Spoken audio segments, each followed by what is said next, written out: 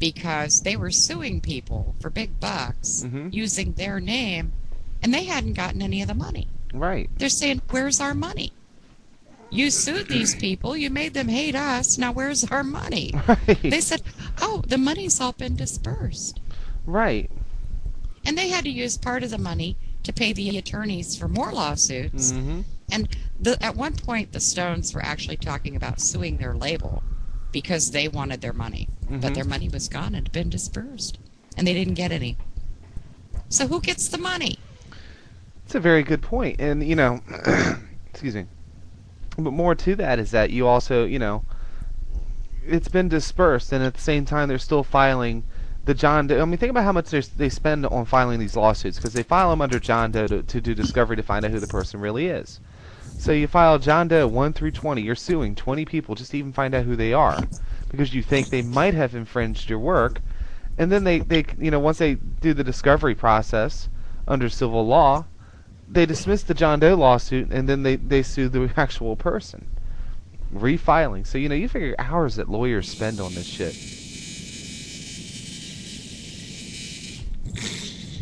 Okay, what was that? That was the wool dryer. Okay.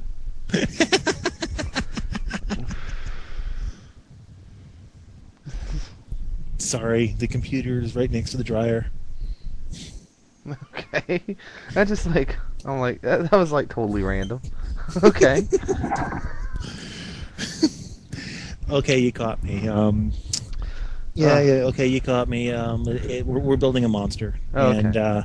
and we had to extract the funny bone out of the little thing there, and the guy who's doing the surgery hit the sides, and It took me a minute to catch on. thank you. Operation. Well, I'm thinking I can't be that old. Jeez. I had to think of it. Operation. Remember the game Operation? Yes. Oh, I love that game. Okay. All right. Okay. I always killed the guy, but I love the game. Yeah. Yeah, I couldn't play it with the damn either. But anyway, I had dropped a minute ago, and I'll drop it again in case anyone missed it. I dropped a link. I hadn't been keeping up with this. A little bit of good news. A judge threw out the ASCAP lawsuit. Yeah. Which one? I saw that. The one about the ringtones. Really? Uh-huh. October. He 15th. said it was just a load of crap, huh? Yep, pretty much. This is back on the 15th of October. Oh, they're starting to see sunshine again. They have extracted their heads. How about it? No. ASCAP. They're probably retreating to reload. Oh, could be that too. But ASCAP had claimed that when a ringtone is downloaded by a customer or plays when a mobile phone rings, it's a public performance. Because of that, they were asking for additional royalties. The short version of Judge Denise Cody's ruling is that there is no public performance under U.S. copyright law, so there can be no infringement of copyright. She pointed out. Whoa. That's what the judge said. It's on the article. No public performance? If more than one person hears it, it's a public performance. That's what BMI and ASCAP have based lots of lawsuits on. Uh-huh. Right. Yeah, I'm just reading the article. Finally, the judge ruled on what may be ASCAP's most ridiculous assertion, that Verizon controls when a downloaded ringtone plays. Quote, once the customer has downloaded the ringtone onto her telephone, Judge Coate wrote, she controls the telephone and makes the decisions that determine whether that ringtone will be triggered by an incoming call signal. And, of course, it is someone else entirely, the caller, who has initiated this entire process. I love this other. She also wrote, customers do not play ringtones with any expectation of profit. The playing of a ringtone by any Verizon customers in public is thus exempt under copyright law and does not require them to obtain a public performance license. Okay, Jack, hold it right there. If I call into your show on Skype and I decide that I'm going to play a Jody Parker song, even though you don't have permission to play that song, it's not a problem because I initiated that. According to this ruling, yes. But of course you and I know that's not quite the case. Well, we both also know Jodie Parker wouldn't care, but Right, which is a good example. Which is a good example that we would throw that name in there. But we'll even say this.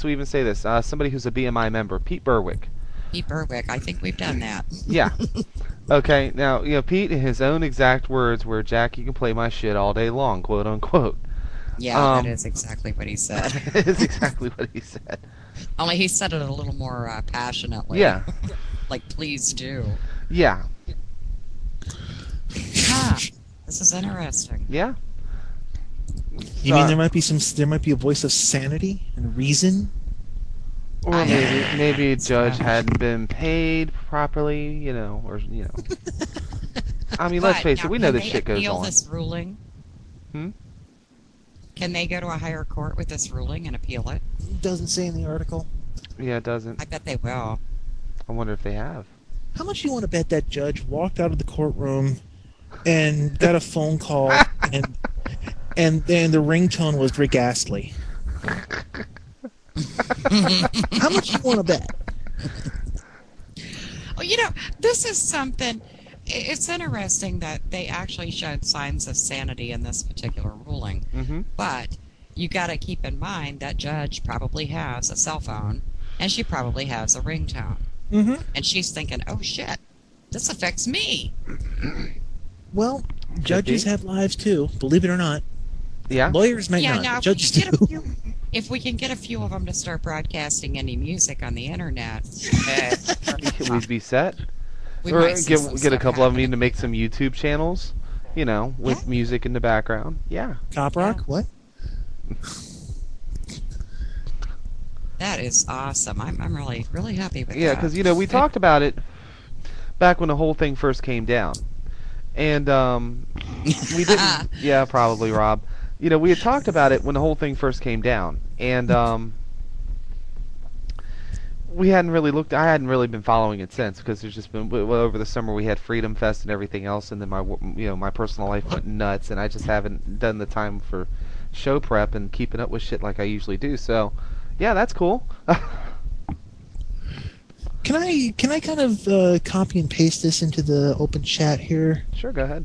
It's kind of unrelated to the topic we're talking about, but it's something that's just been sitting there waiting for me to click this on there. Go ahead and click on that later. It's a comedian named Rob Paravonian, and it's basically a 5.5-minute thing where he talks about Pachelbel's canon in D, and how everybody steals Pachelbel's canon in D. When you listen to it, you will hear rock music, and you'll go, yeah, now I hear Pachelbel's canon. God damn it. Pachelbel, not Taco Bell. But the end of that video, he basically runs through about 6 or 7 different songs that after you listen to this and you kind of put it together, you can hear Pachelbel's canon in that song. Mm-hmm. So, if you want to get to copyright infringement, as far as, music and stuff is concerned, all music is basically the same when it comes down to it. Blues has a formula, rock has a formula. Right. You can't listen to pop music now without actually hearing the same damn thing over and over again. Okay. All right.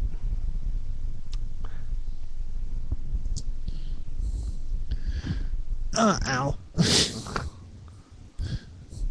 Mental note: try not to lay down too much and then lean over the computer.